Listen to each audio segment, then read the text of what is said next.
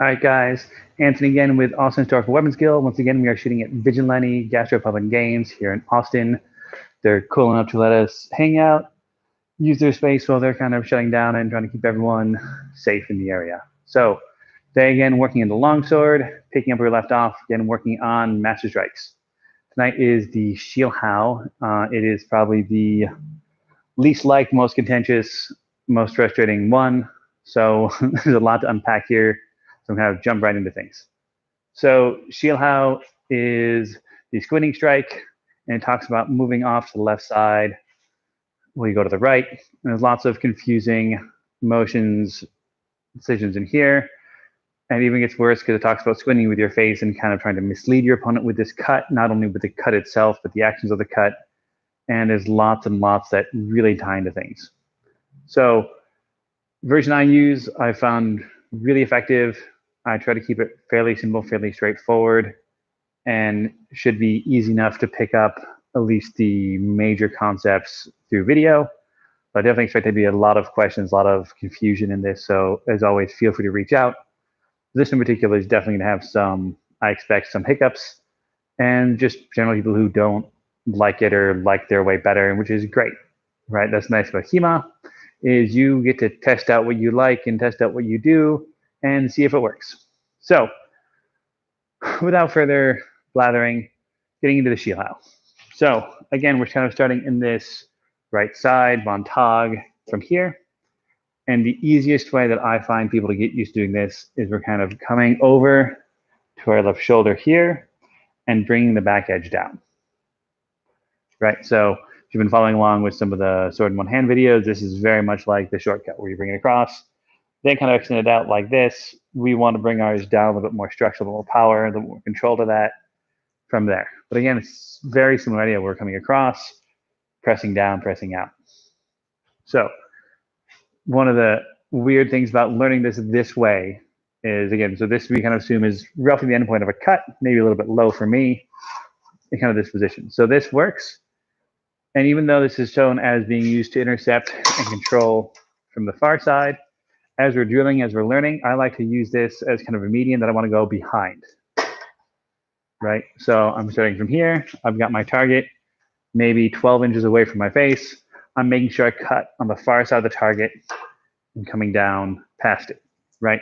This is making sure I'm going to use these angles and moving through here. And this is not like the end all be all of the cut. I'm not going to sit here and go like, yep, this is my cut all day.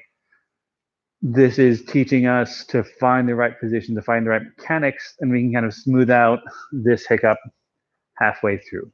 This is not, the final cut is not bring it to your shoulder and drop it, but getting to this position to drop and making this cut come more vertical like that is important as you progress into the cut. So for now, really bring this to your opposite side, just bring that false edge down, kind of moving through.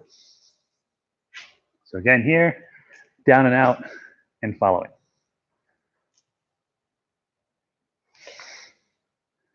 So once that's familiar and comfortable, which may take a while, and if you want, you can get yourself even closer and really get used to this idea of pressing through, but that's really not necessary. The main thing we want to avoid is if this is about that foot away, you don't want to hit it right now.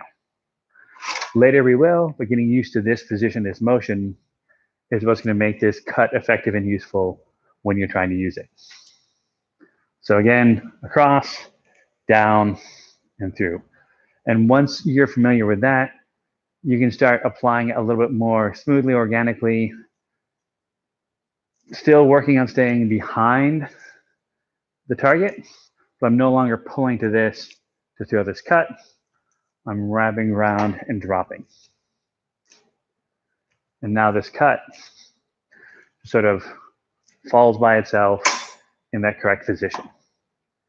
Something else that's happening as I'm doing this is I'm winding up moving into that thumb grip we talked about in the previous video.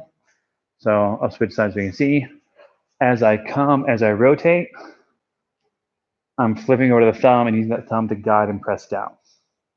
The other thing that's really important about getting this cut right is you need to keep your hands low.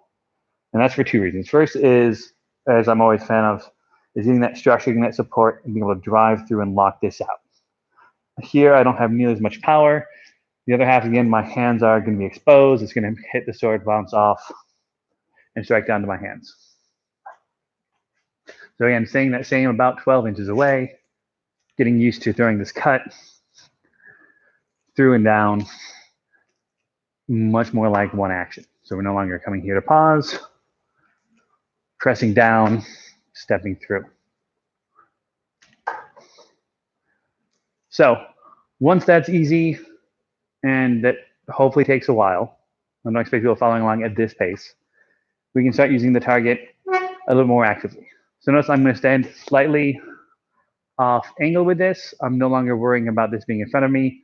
I'm treating this much more, rotate a little bit, much more like this is the attack coming in, right? So it's a little bit higher than the end bind should be, which is nice. So I'm coming up here. So it's kind of mid-cut. This now off to my left side. So when I throw this cut the same exact way, where I'm bringing it across and down, now I'm sliding between the sword and my target. And that's cheating with the angle. I can cheat like this and more if I wanted to. But the point of this cut is that I'm no longer trying to hit the target, bring the back edge over, cutting down. Now I'm cutting straight because I've rotated the angle, I've rotated the strikes, I'm doing things down the sword, towards them, towards there. So as I'm doing this, I'm able to displace the blade, keep my hands low, and moving from there. So you can see, even though this target is fairly solid, it is moving a lot. I'm displacing it with the force of my cut. I'm not sitting here pushing it and making it move. It's the cut, it's the structure that's able to drive through and control this motion.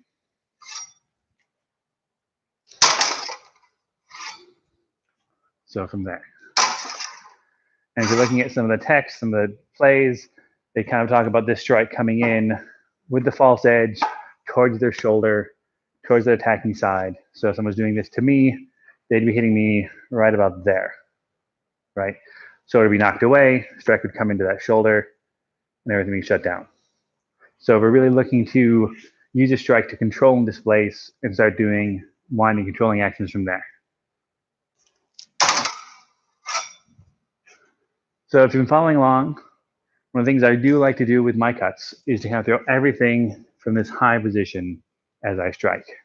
So from here, if I was going to do that, that makes this motion, I'm not going to pull back the shoulder and come back out, obviously, but it really emphasizes that I need to pull this strongly across my body to make this cut start to come to play. So I'm throwing this out. I'm immediately going to turn and drop and pull everything through, just getting used to working from that high position from there. Because again, the more you can hide your intention from your opponent, the more luck, the more of your skill you can start applying in the fight.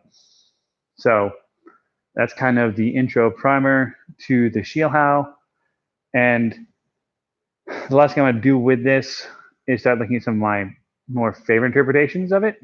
So with the Shielhau, this is described as being used against a buffalo or someone who tries to win, not with any kind of technique or finesse, but just because they're bigger and stronger than you. So someone who's going to come in, and this isn't to say that they're only going to sit there and like hammer in repeatedly with all their force. It just means they're not using any skills or technique, just coming in strong and hard. It doesn't mean that they have bad posture. It doesn't mean they don't know what they're doing. It just means that in this instant, they're just coming in big, hard, and strong, right? Or even worse, they're coming from here and throw that strike. And that is where we're told to use a Shielhau. It's going to defeat whatever the buffalo throws at us. So we know that this position, and we can kind of feel it as we start using it, is really strong, right? We're getting our edge, ideally the strong of our edge, over the middle of their flat, pressing down, displacing. We're not trying to fight alignment here. We're not trying to get that structure against structure, because if they're much bigger than us and beat us by a hair, we're going to get blown away. So we're really looking to find this. We're going to start cheating, using science to our advantage, and really displacing whatever they're doing with our blade. But we want it to look like we're doing what they want. So when this drops and changes, we have a much better chance of controlling and doing things. However, this goes on to say that if they're clever and change through before your blade, that you should be doing other things. So before we can even unpack that, we need to talk a little bit what a change through is, how it's used, how it's applied, and what it would look like from the other side. So a change through, in short, is if someone is swinging at your sword and not at your person, right? So here, I'm swinging, my pillow swung at my sword. I want to drop my tip and quickly thrust into the other side, like so. And you can do change throughs in lots of ways. You can kind of drop like this. I'm a much bigger fan, especially if I'm throwing a cut. I'm going to drop the tip, kind of retract. People might call this a zukin or a pull instead. I don't really care what it is. The concept is my tip is down, my lines are still covered. I can now thrust through and finish my attack. So if this is what the change through would look like, how does that help with a Shielhau? Well, let's find out and play with it. It isn't quite the right height. It's probably a little bit high for what I want to demonstrate, but it's going to work fairly nicely anyway, right? So again, now this is my opponent has changed through against me, right? I throw my cut. They think I'm swinging at their sword, which the Shielhau kind of looks like I'm about to do, right? No longer swinging here. I've brought it across. Kind of looks like I've changed my mind. I'm not coming at this side. I'm dropping over here, right? So if they think I'm changing through, and I don't, and that's kind of what I want them to do, right? It says press your long edge out against their chest and stop the change through before it happens. And sure, I can make things look super pretty on pels in videos where you can't really see very well. So I'll try this a few times to try to demonstrate where this is working. So I'm high, I start my Shielhau, right? So it's coming down like this. And my opponent has changed through. This actually works really well, right? I've missed my pair, I've missed my cover. I'm gonna get stabbed real good. So if I see that happening, as I've changed, I press out my long edge. I'm no longer cutting anymore. This is a slice at best. But I want to stop them from changing through. This motion that they've done, this kind of dropping, pulling, or even if they've dropped like this, I'm going to press my long edge out and try to stop them from coming up on the other side of my blade. So even though they've changed this line, they've tried to come back out because the Shielhau has let me chamber up. I'm just going to wind out wide and continue with that slice to control, displace, manipulate their weapon. So all those actions kind of facing the camera, so you can kind of see a little bit more of what I'm talking about. So first, the idea of the change through. So I'm up, started my cut. They start swinging at my sword. So I'm going to drop my tip, getting under their weapon, and lining up my thrust to follow through. So again, I cut, I drop, I thrust back through, right? Nice, easy change through. And this can be used in lots of places. You can use it in the bind, anywhere else. That's a change through, as I like to do it. So with this Shielhau, with this motion, I come high. I kind of start like I'm swinging at the sword, even though I'm bringing this false edge down at the opponent. Hopefully, they're not going to realize what's going on. Hopefully, they think I'm swinging at their blade and that I'm dumb, and I'm going to take advantage of that. So if I throw this cut, this displacement, I start to drop my false edge, and they do that change through thing here where I'm going to get stabbed in the center now because they've moved where their weapon is. All I'm going to do is displace my long edge and press back through. So again, I start my shield. I'm over here. I start this cut down. Then I press it back out with that long edge to change through.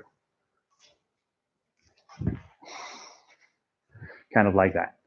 So that's a lot. There's a whole lot to unpack in this video. So definitely take your time, go through these things, really dig into it. Again, if there are questions on this, and I expect there will be, if people are still following along, feel free to reach out with your email, with their comments, Facebook, anything like that. I'd be more than happy to discuss this version of the Shielhau, how it works, why it works, where it falls apart even. Otherwise, I will see people on Monday night for more Sword and Buckler. Thanks very much, guys.